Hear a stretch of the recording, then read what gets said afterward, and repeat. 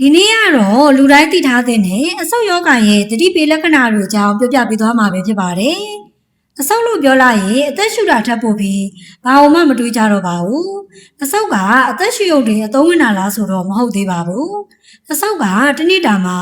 တစ်ကြိမ်2000ခွဲလောက်အသက်ရှူပါတယ်။အသက်ရှူတာတစ်ချက်တိုင်းမှာအောက်ဆီဂျင်တွေကိုရယူပြီးအဆုတ်ထဲကနေသွေးကြောတွေစီပို့ဆောင်ပေးပါတယ်။အသက်ရှင်သန်ဖို့အတွက်နှလုံးကအရေးကြီးသလိုအဆုတ်ကလည်းအရေးကြီးပါတယ်။အခုနောက်ပိုင်းပြောင်းလဲလာတဲ့လူနေမှုပုံစံနဲ့ညဉ့်ညံ့မှုတွေပိုများလာတဲ့ပတ်ဝန်းကျင်အနေအထားကြောင့်အဆုတ်ထိခိုက်တာတွေပိုများလာသလိုအဆုတ်ယောဂတွေကြောင့်အသက်ဆုံးရှုံးတာတွေလည်းများလာပါတယ်။အဆုတ်ယောဂကြောင့်အသက်ဆုံးရှုံးသူတွေထဲမှာ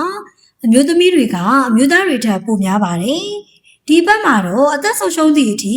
ပြင်းထန်တဲ့အဆုတ်ယောဂတွေကိုကြိုတင်သိရှိပြီးကာကွယ်နိုင်ဖို့အတွက်အဆုတ်ယောဂရဲ့သတိပေးလက္ခဏာတွေအကြောင်းပြပြပေးချင်ပါတယ်။အဆုတ်ယောဂမှာသတိပေးလက္ခဏာတွေရှိလား။အဆုတ်ယောဂမှာသတိပေးလက္ခဏာတွေရှိလားဆိုတော့ရှိပါတယ်။တစ်ခါတလေမှာအဆုတ်ယောဂရဲ့အစောပိုင်းလက္ခဏာတွေကအေးမိတာဓာတ်မတည့်တာတွေနဲ့တော့ခက်ဆစ်ဆင်တူနေတတ်ပါတယ်။ဒါပေမဲ့တေချာလေးခွဲခြားမယ်ဆိုရင်တော့မတူပါဘူး။ဒီတော့အဆုတ်ယောဂရဲ့သတိပေးလက္ခဏာတွေအကြောင်းအတူတူကြည့်လိုက်ကြရအောင်နော်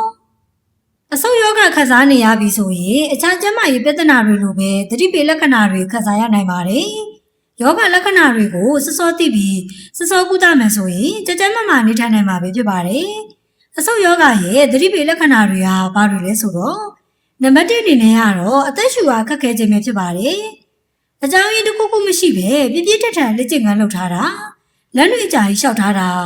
လှုပ်ရှားမှုပြပြထထန်လှုပ်ထားတာမျိုးမရှိပဲအသက်ရှူရတာပုံမှန်မဟုတ်ပဲအသက်ရှူအားခက်နေတာအသက်ရှူမောဟာဖြစ်နေမယ်ဆိုရင်အဆုတ်ကျန်းမာရေးကိုဂရုစိုက်ဖို့လိုနေပါပြီ။နံပါတ်2ချက်ကတော့လီမိုဝတ်တလို့ခံစားနေရတာအသက်ရှူနေပေမဲ့လီမိုဝတ်တလို့ခံစားနေရတာနှာခေါင်းပိတ်တလို့မျိုးလီဝဝမရဘူးလို့ခံစားနေရတာအသက်ရှူသွေးရှူထိုးလောက်ရတာခက်ခဲနေတာမျိုးဖြစ်မယ်ဆိုရင်အဆုတ်ကျန်းမာရေးထိခိုက်နေပါပြီ။နောက်နံပါတ်3ချက်ကတော့နတ်တာရှည်ချောင်းဆိုးနေတာပါ။ချောင်းဆိုးတာကတစ်လကျော်နေပြီ။ချောင်းဆိုးပြောက်စီတဲ့အိမ်နှွေးကုထုံးတွေချောင်းဆိုးပြောက်စီတွေဝယ်တောက်နေပေမဲ့လည်းမသက်သာဘူးဖြစ်နေမယ်ဆိုရင်တော့အသက်ရှူလမ်းကြောင်းတွေအဆုတ်မှာကျန်းမာရေးထိခိုက်တာတွေရှိနေပါပြီ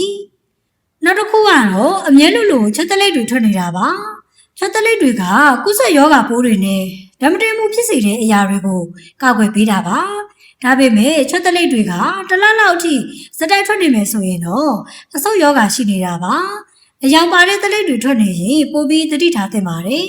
။နောက်နံပါတ်5ချက်ကတော့အမြဲလိုရင်ပန်းအောင်နေတာပါ။အကြောင်းရင်းတစ်စုံတစ်ရာမရှိပဲရင်ပန်းအောင်နေတာကတစ်လသို့မဟုတ်2လထပ်ကျော်နေမယ်ဆိုရင်ဒါမှမဟုတ်6ဆိုးလိုက်ရင်အသက်ရှူလိုက်ရင်ရင်ပန်းအောက်တာကပိုဆိုးလာမယ်ဆိုရင်အဆုတ်ကျန်းမာရေးပြဿနာရှိနေတာပါ။နောက်ဆုံးချက်ဖြစ်တဲ့နံပါတ်6ချက်ကတော့6ဆိုးသွေးပါတာပါ။6ဆိုးလိုက်ချိန်မှာသွေးပါလာတာကအဆုတ်ကျန်းမာရေးကိုထိခိုက်နေတဲ့တိတာတဲ့လက္ခဏာတစ်ရပ်ပါ။သွေးစားတွေကအဆုတ်တွေနဲ့အသက်ရှူလဲကြောင်းအထက်ပိုင်းကနေထွက်လာတာပါ။ဒါကအဆုတ်ကိုကုသမှုခံယူဖို့လိုအပ်နေတာကိုပြသနေတာပဲဖြစ်ပါတယ်။အခုပြောခဲ့တဲ့လက္ခဏာတွေကိုကြည့်ပြီးကိုယ်တိုင်ဆက်စစ်ကြည့်လိုက်တော့နော်။ဗီဒီယိုလေးကိုအဆုံးထိကြည့်ရှုပေးတဲ့အတွက်လည်းအားလုံးကျေးဇူးတင်ပါတယ်ရှင်။ဒီဗီဒီယိုလေးဟာမိမိနဲ့မိမိဘက်ဝန်းကျင်အတွက်အကျိုးတစ်စုံတစ်ရာရစေမယ်ဆိုရင် like and share လေးလုပ်ပေးခဲ့ပါအောင်နော်။ဗီဒီယိုတစ်နိုင်မြဲသိရအောင် channel လေးကို subscribe လုပ်ရသေးဘူးဆိုရင်လည်း subscribe လုပ်ပြီးဘေးကခေါင်းလောင်းလေးကိုလည်းဖွင့်ထားဖို့မမေ့ပါနဲ့နော်။ပြည်သူကြီးအားလုံးကျန်းမာပျော်ရွှင်ပြီးတာယာလာပါနေနေ့အများစွာကိုပန်းဆိုင်နိုင်ပါစေလို့ဆုတောင်းပေးလိုက်ပါတယ်ရှင်။နောက်ဗီဒီယိုတွေမှာပြန်တွေ့ကြမယ်နော်။